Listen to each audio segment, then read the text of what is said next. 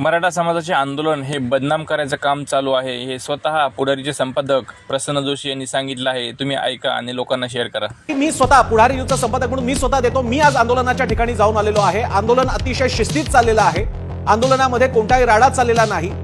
जे कार्यकर्ते आजूबाजूला दिसतायत ते इतक्या मोठ्या संख्येने आहे की त्याच्यामुळे लोकांना वाटू शकतं केवढी गर्दी आहे, पण त्याचं कारणच आंदोलनाचं ठिकाण आहे। उद्या जर का दसरा मेळाव्यातले शिवसैनिक एका क्षणात दादरला पसरले तर जे वातावरण बघायला मिळेल ते वातावरण तिथे बघायला मिळतं। तिसरी गोष्ट म्हणजे ग्रामीण भागातून कधी नव्हे तो मुंबईत आलेला आहे। त्यांना तुमच्या मुंबईशी काही देणं घेणं नाहीये, त्यांना त्यांच्या आरक्षणाशी देणं घेणं आहे। 1, 2, 3 दिवस काय आले तर लगेच आम्हा सगळ्यांना केवढी मुंबईला भेटीला धरलं, काय त्रास झालाय आम्हा सगळ्यांना। ही मंडळी तीच आहेत की जी मुंबईमधल्या आपल्या सगळ्यांच्या घराला अन्नधान्यानं भरतात, जिकडून आपला सगळा कच्चा माल येतो, जिकडून आपल्यासाठीचा वर्कफोर्स येतो, तोच हा वर्ग आहे, तो आपल्याकडे आलेला आहे। त्याच्या बाबतीत आपण बोलतोय याची आपण सगळ्यांनी जाणीव ठेवायला पाहिजे।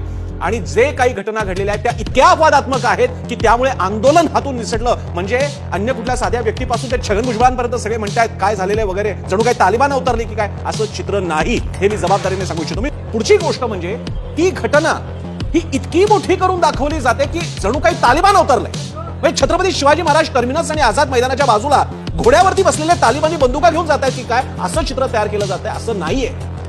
तिकडे आजही रेल्वे वगैरे व्यवस्था सुरू आहे। जेवढा ताण यायचा तेवढा आलेला तेवढा येत नाही का आपल्याकडे? यापुढे आपले कार्यक्रम झाले नाहीत का? आज जेव्हा दिल्लीच्या जंतर मंतरवरती अण्णाद्रेंचं आंदोलन सुरू होतं तेव्हा नव्हता का ताण आला त्यांच्यावरती? सगळ्यांनी कव्हर केलं, त्याचे पण अनुभव आहेत। ही मंडळी त्यांच्या गरजांसाठी आलेले आहेत तर ते पण आले नसते, त्यांचं काही म्हणणं नाही, त्या मांडणीसाठी ते आलेले आहेत आणि ते मुंबईत नाही येणार तर कुठे येणार? याच्याद्वारे त्यांनी आपला हक्क दाखवलेला आहे की आमची सुद्धा मुंबई आहे। मुंबईचा मराठी माणूस काय फक्त चाकरमानी पांढरपेशा नोकरदार असतो का? तो शेतकरी सुद्धा आहे। हे किती छान आहे, हे किती सुंदर आहे। मुंबई म्हणतात शेतकरी डोळ्यासमोर येत नाही कारण मुंबईत शेतीच होत नाही, पण या निमित्तानं शेतकरी बांधव ग्रामीण महाराष्ट्रातली माणसं आलेली आहेत आणि मुंबईवरती त्यांनी आपला सातबारा आपला नावावर करून घेतलेला आहे। त्या दृष्टीने सुद्धा मुंबईकरांनी बघितलं पाहिजे की हे आपलीच माणसं आहेत। महाराष्ट्राचे 36 जिल्हे ज्यांना माहित नाही त्या निमित्तानं त्यांना आता ही नावं जरा आमच्या दक्षिण मुंबईमध्ये लक्षात आली असतील।